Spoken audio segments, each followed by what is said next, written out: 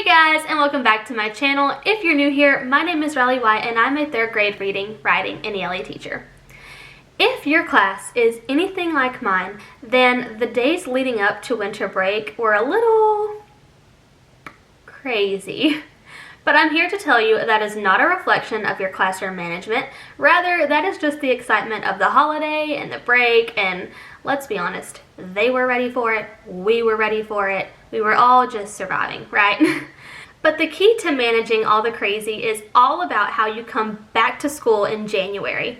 So in today's video, I want to share some tips and tricks that I use in my classroom to help make that transition as seamless as possible. If you're interested, let's get into it.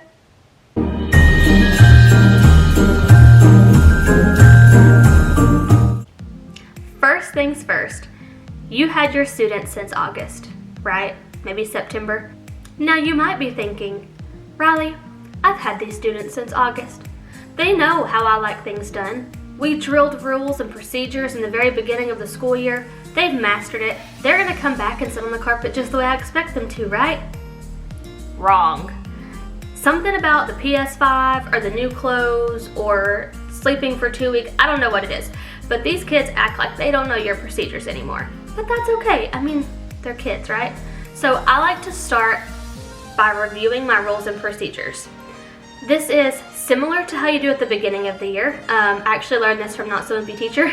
You can ask a student to demonstrate the incorrect way to do something and then have them turn around and demonstrate the correct way to do something. I found that these little mini lessons, I call it a mini lesson because you're not having to teach the procedure, but more or less refresh their memory on the procedure.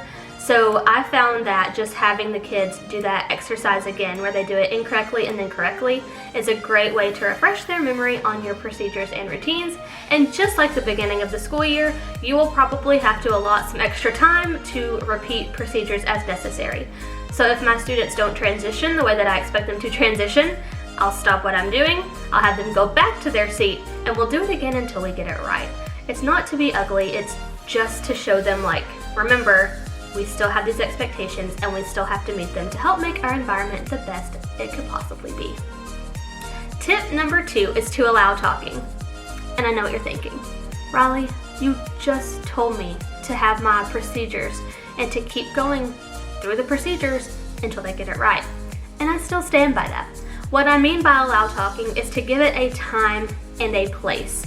Because you cannot expect your students to come back in on the first day after winter break and not want to talk about what happened. Big things happen. When you're an 8-year-old and you get a PS5, that's a big deal. And so you're going to want to share that with your class and you're going to want to exchange your username and all this crazy stuff. So I like to combat that by giving it a time and a place. Usually on the first day back, I like to let them talk during morning meeting, get out all their chatting. That way when I am ready to start class or my procedure review and all that, hopefully they've got most of it out. It's also a lot easier to have your students say, okay guys, I need it to be quiet right now, but in blank minutes or at blank time, you're gonna have this amount of time to talk to your friends.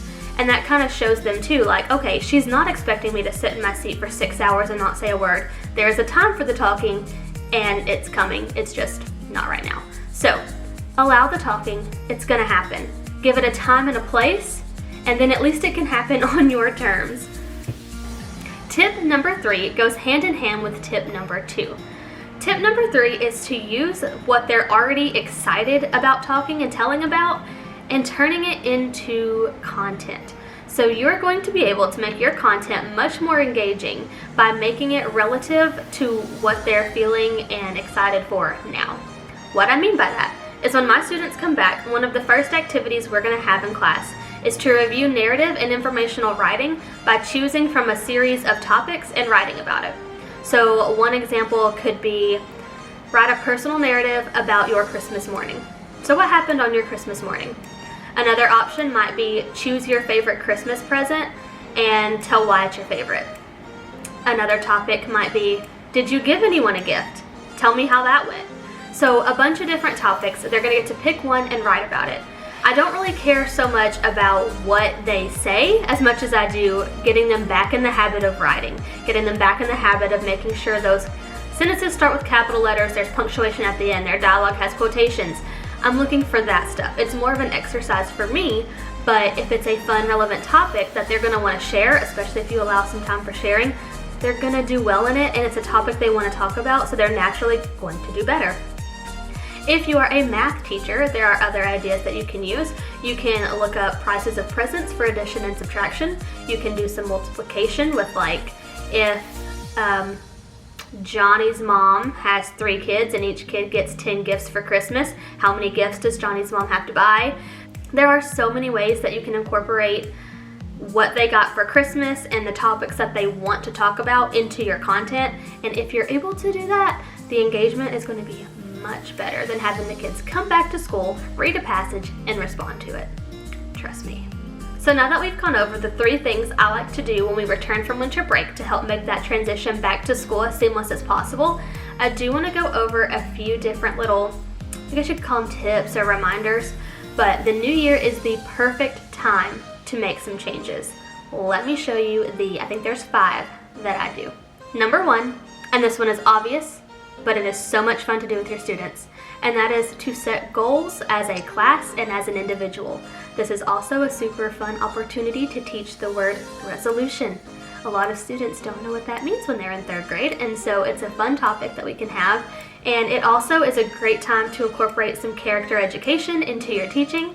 I like to go over some personal goals, some goals as a class, and then some educational goals of their own. So like a personal goal unrelated to school, a personal goal related to school, and then a goal as a class. The second tip is also super fun. It is to switch up your seating. Switch it, change it, rearrange it. A lot of times, just a new seat will be exciting for the kids, first of all. Second, it's it's extra exciting for my students to get new seating because I have flexible seating. And while a lot of it, unfortunately, is kind of out for this year with the pandemic that we're in, I was able to keep like my tall stools, my wobble stools, I have some wobble cushions, basically any seating that could be like easily wiped down and cleaned. If you're interested in my flexible seating, I'll put the video link up here and it will show you not only what all I have, but what I'm using this year. And a lot of my students are wanting some new seats, so this is going to be the perfect time for me to switch up their seats. You've also had these students in your class for a few months now, so you know if Johnny and Sally don't stop talking, Johnny could sit over here and Sally could sit over here. I'm just saying, use this to your advantage.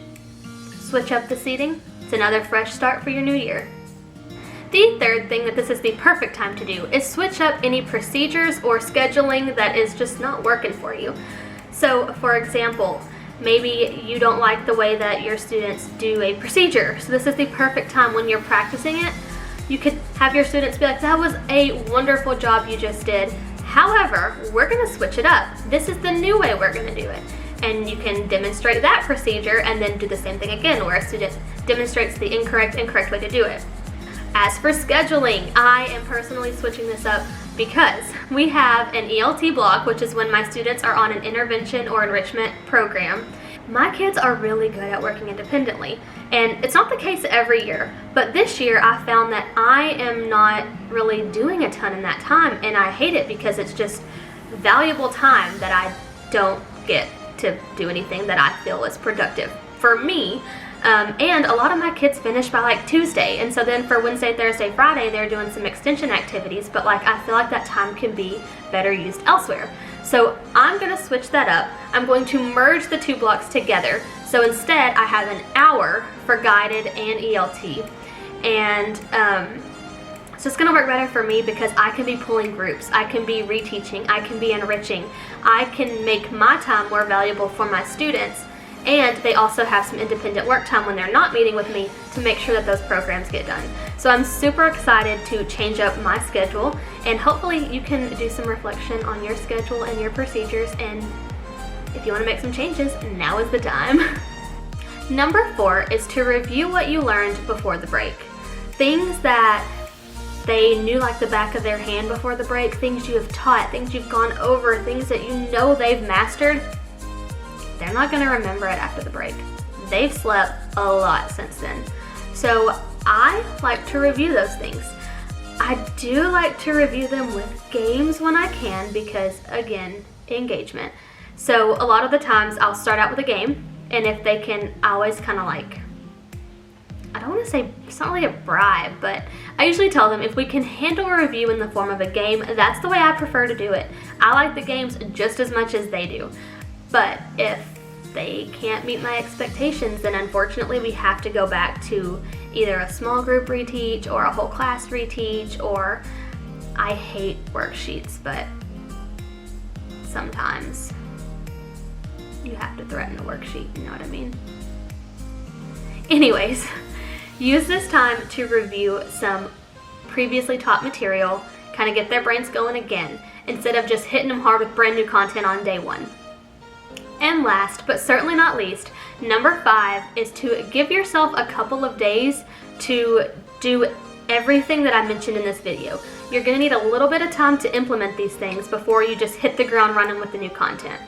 So this year it worked out perfectly for us in our county because we've got a couple of in-service days, and then our students come back on a Thursday. So they're with us Thursday and Friday, which gives me 2 days to introduce new things, to review procedures, to make my changes, and then we're ready to hit the ground running on Monday with our new content.